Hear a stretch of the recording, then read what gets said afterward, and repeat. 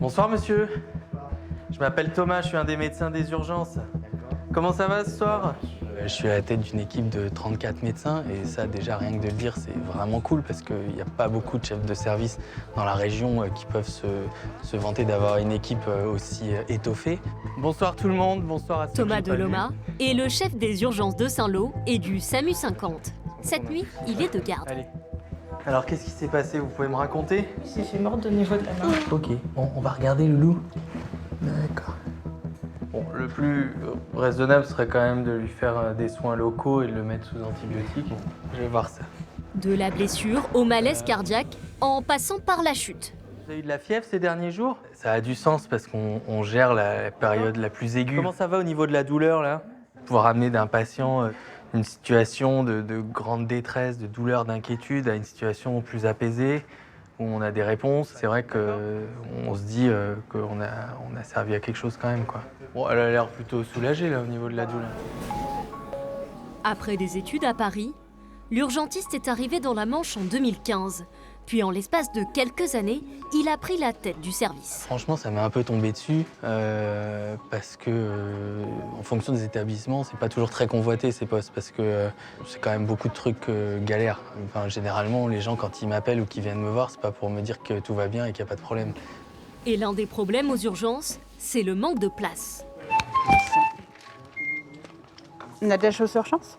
Alors moi, je coordonne l'ensemble des patients quand ils montent dans les étages, lorsqu'ils rentrent chez eux, pour améliorer le flux au maximum. L'envoi pour Un poste clé que son chef a défendu bec et ongles. Il a vraiment un rôle en tant que chef qui est très important parce qu'il soutient énormément ses équipes. D'un point de vue personnel, nous, notre poste a été menacé à un moment au profit de la cellule d'ordonnancement, qui a un autre fonctionnement, et il a dit non. Mais dire non n'est pas toujours une option. En 2023, alors que les urgences de Cherbourg sont menacées de fermeture, Thomas Deloma prend une décision: filtrer les entrées.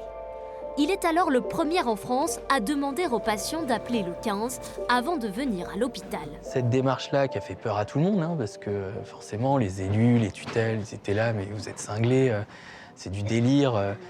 On a dû expliquer aux élus et à la population qu'il fallait mieux des urgences régulées que des urgences fermées. Ce que je vous propose, c'est de vous envoyer une ambulance.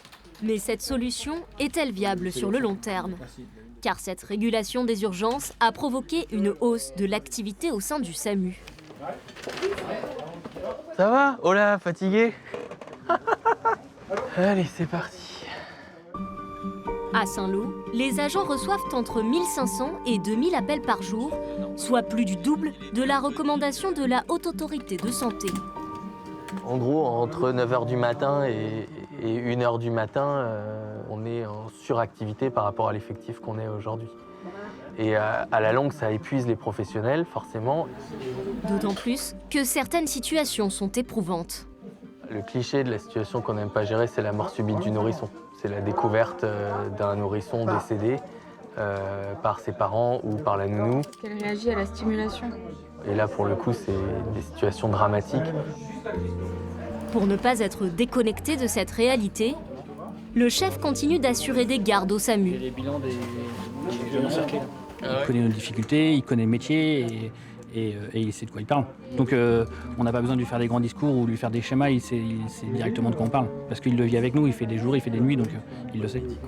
Les conditions sont difficiles pour tout le monde en ce moment et c'est vrai qu'on joue énormément sur la résilience de nos partenaires. Donc en fait on compense avec l'humain, ce qu'on n'a pas forcément moyen. C'est juste comme ça que l'hôpital public tient debout, absolument.